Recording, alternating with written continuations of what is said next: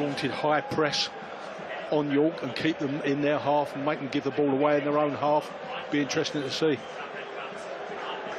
Well, we are almost ready for kick-off here at Roots Hall, and as we look out at the field, Southend in there. Kevin Mayer stood out in his technical area, and he was sharing his favourite memories from Roots Hall with me earlier, having of course played here for a long time. He mentioned that famous night in November 2006 where Southend United beat Alex Ferguson's Manchester United, and we may well come back to that one later. But let me run you through the team news as we start this game. And York City go back to their goalkeeper Harrison Mayle, who chips it out to the right-hand side from the back. Southend, the ball for Southend United, gets a lucky deflection off Joe Felix, and off and running is Harry Boyes down the left-hand side. Felix shows a bit of pace to track him all the way, and it goes back to Noor Hussain. Keenan Appiah-Forster now in some space, centre field. Lots of space to run into. Spreads it out wide to Harry Taylor, in advanced position from that right of the back three. Here is Gus Scott-Morris. Shapes to cross, cuts inside into the penalty area, does really well, flicks it in, and Charlie Kendall's shot is straight at Harrison Mayle. But a first bit of attacking intent from Southend United, looking good down that right-hand side. But everybody, of course, lined up on the edge of the penalty area. And they do have some height, this York City team, with Kitching and Howe and Malachi Fagan-Walcott, Ollie Banks as well. It's punted in by Joe Hunt onto the head of Banks, but it's going to go for a Southend goal kick, as Banks off balance in an aerial contest with, I think, Charlie Kendall, ends up to take it. And what can they make of this opportunity? Southend haven't started a campaign with 3 wins on the bounce since 2013. And on this special occasion at Roots Hall, 70th anniversary of the first game to be played here, it would be great to get a win as it goes into the penalty area. Kendall's in the 6-yard box, and it's just wide from Ben Goodliff. There was a half celebration as a lot of the fans in this East Stand thought that had snuck in to Harrison Mayle's far post, but the York City goalkeeper breathes a sigh of relief. Yeah, and as you were saying before the game, Paul, they are a different type of challenge from some National League teams who perhaps revert to the long ball. York City actually want to play football with the ball on the ground and try and play through rather than over the top. Of course, they can mix it up. And here's a flick from Ollie Pearce to release Hiram Boateng. Boateng goes to Gray on the right-hand side, right corner of the penalty area. 2 men back for Southend marking him. Joe Gray tries to cut towards the goal line, headed out to the edge of the area. Boateng gets there first under pressure from Appiah-Forster, and a free kick is given just outside the box. Southend players furious at that decision. They felt Boateng went down far too easily under the pressure of Keenan Appiah-Forster, but he felt the hand on his back. Who's going to take it? Well, Banks was trying to pull rank, and I think Ollie Pearce went, hang on, you know how many goals I've got? Well, no, Pearce is moving away, so there's 2 men options now. It's Banks, looks at, he's going to run up. Ollie Banks smashes the crossbar, comes out to Boateng, blocked by Gus Scott-Morris. York City not done yet. It's whipped back in towards Callum Howe, headed by Southend, and it is going to be a free kick. I think there was a shove in there on Harry Taylor. Southend living dangerously. The crossbar was rattled there by Ollie Banks, who went. Noor Hussain just drifting out to the left-hand side. Tries to play it infield towards Dallas, but he wasn't on the same wavelength. It's intercepted by Malachi Fagan-Walcott, coming forward from centre-back. Banks, right of centre. Spreads it out to Gray, down by the right-hand corner flag. Ollie Banks once more. Just 10 yards or so from the dead ball line, with Joe Gray right alongside him. Joe Gray just does well to avoid straying offside. Crossing is dealt with by Cav Miley. Comes out to Joe Felix. Deflected just over the crossbar. Well, Andeng Ndi had no idea where that one was going. No chance recovering. Be delighted to see it go behind the goal. Hunt chips the corner over to the far side of the 6-yard box. Kitching wants to get there. He's almost wrestled by exactly. Morris, and he's looking at the referee saying, hang on, that was a bit much. Now back on the ball of the Southend defender. Tries to get it through to Andrew Dallas, who also gets on the ball. Chips it forward for Gus Scott-Morris, but there just wasn't quite enough power on that chip, and Tyrese Sinclair gets back and wins the header. But it's come back to Andrew Dallas once more. Urged to shoot 5 yards from the penalty area. Here is Gus Scott-Morris, goes for goal, and it wasn't far wide.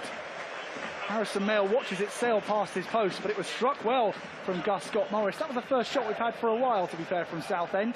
No luck there. Headed back out by Miley. And Banks on the ball. Played. Hunt out to Kitching on this left-hand side for York. Running farther forward now, right into the Southend half. And Keenan Forson had to bust a gut to get across to that as Mark Kitching made use of that space that he had on the left-hand side. Here is a cross coming in now for York City. Flicked by a Southend man, blocked in the penalty area by Gubbins. That's a big block from the Southend defender because Hunt had a free shot just inside the box. Joe gets it off Keenan Forson, but falls just outside the edge of the penalty area, and Goodliff is there to gather.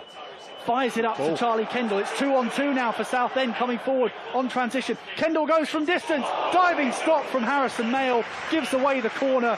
And Charlie Kendall looks to the heavens because he knew that one was sneaking in at the far post. He ran at it. Dallas made the run across, took people away, and Charlie just went, OK, I might as well have a shot. And it was a good shot. I took a good save. Corner taken short. Worked out to Cav Miley. Miley drills in a low shot. Blocked and goes back out to Appiah Forson. Appiah Forson under pressure from Pearce. Does really, really well. Gets it through to Noor Hussein. Little back flick to Gubbins. Gubbins chips it now to Charlie Kendall. Tries the volley and it doesn't get a particularly clean strike. Goes straight to Harrison Mayle. Gus Scott Morris now wants to thread it through to Dallas, but it's ahead of him and it's gathered by Mark Kitching. And Kitching making a long-ranging run from right back. He finally gets taken out by Ben Goodliff. Back out to Hussein.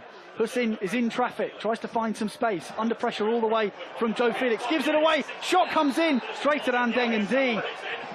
And somebody's getting a yellow card here, Hussein. And it's Banks once again, who's taken the steps back to get a long run up. Southend have a wall and a man lying down to prevent it from sneaking under the wall. Banks is going to try and repeat what he did in the first half, but keep it just a tiny bit lower. Andeng and D stood on his goal line. Banks fakes the run. Oh, it's going to be taken by somebody else, and he puts it over the bar. That was Alex Hunt wearing the number 8. Banks partially cut out by Keenan Forson. Banks, though, gets it again. Hunt then spreads it left. And York City coming forward. Banks making the run towards the dead ball line. Out to a crossing position. Heads over the head of everybody. Boateng can't get there. Hunt then takes the shot. Blocked by Goodliff. Comes back out to York City. See, that's a good bad one from Colin. He's knocked it too long again that time, but it's gone out for a throw-in. Blues have won it back. Recovered possession. The shot comes in. Not on target from Ollie Coker. And so the throw's taken short to Ollie Coker. Coker has to turn and go backwards, flicks it through to Taylor, back to Gus Scott Morris. Scott Morris will cross from deep towards Hopper, as Austin, off the crossbar. What a header from Sam Austin. Off the crossbar, York City survive. What a brilliant cross that was. Coker chipping it forward. Gus Scott Morris flicks on the header, perfectly judged that. Out to his teammate, infield back to Coker. Coker into the penalty area. Coker can't keep the shot down. 3 points. York get it forward. Newby's header finds the feet of Banks. 6 minutes. And there is the board going up, confirming 6 minutes of added time. Newby's running down the left-hand side, marked by 2 Southend players. Banks goes out to Kitching. Kitching infield again to Newby.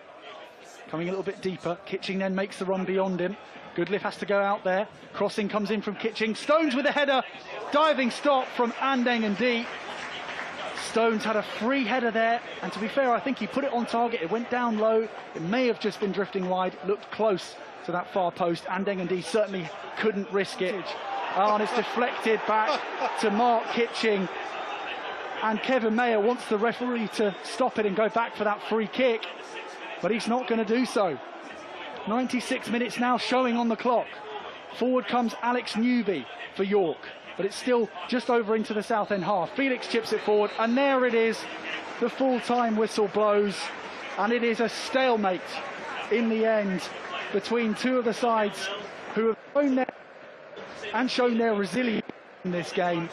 As Southend and York, both still unbeaten to start the season, will both be disappointed, but perhaps may be happy come the drop the points, because I suspect that York City will be right up there towards the end of the season, and if Southend can play like we know they can, they will be too.